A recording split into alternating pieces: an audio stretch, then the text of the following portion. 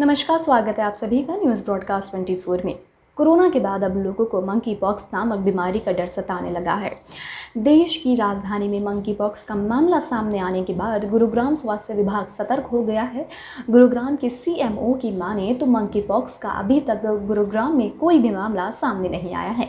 बावजूद इसके monkey pox नामक बीमारी से निपटने की सभी तैयारियां शुरू कर दी गई है। इसके लिए सेक्टर 10 स्थित नागरिक हॉस्पिटल में अलग से वार्ड बनाने के निर्देश भी दे दिए गए हैं। तो वहीं साइबर सिटी के सभी हॉस्पिटलों को गाइडलाइन जारी कर दी गई है कि कोई भी मरीज़ अगर इस तरह की बीमारी से संबंधित उनके यहाँ पहुँचता है तो पहले जांच करें और पुणे लेबोरेटरी से रिपोर्ट आने के बाद ही कंफर्म करें तथा इसकी जानकारी भी स्वास्थ्य विभाग को ज़रूर दें। गुरुग्राम के सीएमओ डॉक्टर वीरेंद्र यादव की माने तो ये कोई छूत का रोग नहीं है। विदेशों में इस तरह के कुछ मामले आए हैं। अगर कोई व्यक्ति विदेश से आया है, उसमें इस तरह के सिम्टम दिखाई देते हैं तो उसकी पहले पूरी जाँच की जाएगी। अभी तक देश में मंकी पॉक्स के 4 मामले आए हैं। ये सेल्फ लिजिस बीमारी है, इससे घबराने की कोई ज़रूरत नहीं है। अगर आप विदेश से आए हैं तो स्वयं को कुछ दिनों के लिए आइसोलेट रखें। ये कोई घातक बीमारी नहीं है, इससे परेशान होने की भी कतई ज़रूरत नहीं है। जैसा आपको मालूम है कि अभी तक कुल मिलाकर भारत में 4 मंकी पॉक्स के जो हैं वो केसेस पाए गए हैं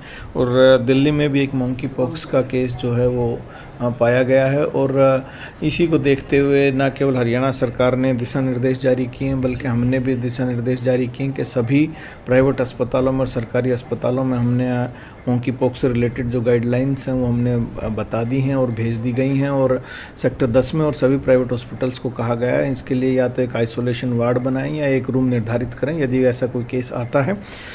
दूसरी हिदायत ये दी गई है कि जो टिपिकल लीजन्स होते हैं, जो आम भाषा में फफोले और रैश और फीवर के साथ ये केसेज आते हैं, यूजुअली ट्रैवल हिस्ट्री होती है, लेकिन ट्रैवल हिस्ट्री के बगैर भी हो सकता है क्योंकि अगर किसी पेशेंट के आप कांटेक्ट में आए हों जो मंकी पॉक्स किसी दूसरे देश से लेके यहाँ पर आया हो सकता है उसमें लीजन या उसमें बीमारी ना रही हो, लेकिन आपकी प्रतिरोधक क्षमता यदि कम है या इम्यूनो कॉम्प्रोमाइज्ड हैं आप, तो आपको ये लीजन या ये मंकी पॉक्स हो सकता है।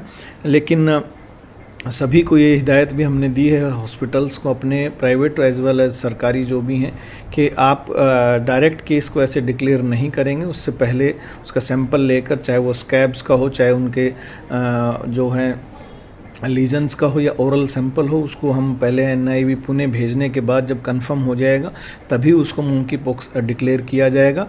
इसके अलावा मैं यहाँ बताना चाहूँगा कि ये यूजुअली सेल्फ लिमिटिंग डिजीज़ है, पैनिक होने की ज़रूरत नहीं है। यदि कोई ऐसे ट्रैवल हिस्ट्री या किसी ऐसे कॉन्टैक्ट में आप आए हैं तो कृपया अपने आप को आइसोलेट रखें जब तक आपके सैंपल की रिपोर्ट ना आ जाए। जैसा मैंने बताया कि इम्यूनो कॉम्प्रोमाइज्ड के अलावा ये डिजीज़ सेल्फ लिमिटिंग है, कोई ऐसी घातक बीमारी नहीं है अगर आप इम्यूनो कॉम्प्रोमाइज्ड नहीं हैं। सर, इसमें लाइन में कोई आपने नंबर वगैरह कोई जारी किया किसी को अगर प्रॉब्लम होती है? अभी तक कोई हेल्पलाइन नंबर की जो है कोविड की हेल्पलाइन नंबर है वो सेम नंबर आपका काम कर रहा है। यदि आप चाहें तो हमारी 112 पर कॉल कर सकते हैं। इसी के साथ बता दें आपको कि हालांकि मंकी पॉक्स का कोई भी मामला गुरुग्राम में अभी तक नहीं आया है, बावजूद इसके स्वास्थ्य विभाग ने इस बीमारी से निपटने की सभी तैयारियां शुरू कर दी है। तो वहीं कोरोना के बाद अब मंकी पॉक्स नामक की बीमारी लोगों को अपनी चपेट में कितना ले पाती है और कितना घातक होगी ये बीमारी, तो ये समय ही बता पाएगा। फिलहाल तो देश में 4 मामले आने के बाद स्वास्थ्य विभाग ने इस बीमारी से निपटने के लिए कदम उठाने भी शुरू कर दिए हैं। अब तक के लिए बस इतना ही। देश दुनिया से जुड़े तमाम अपडेट जानने के लिए हमारे चैनल को आज ही सब्सक्राइब कर ले। इससे वीडियो को लाइक एंड शेयर करना बिल्कुल भी ना भूलें।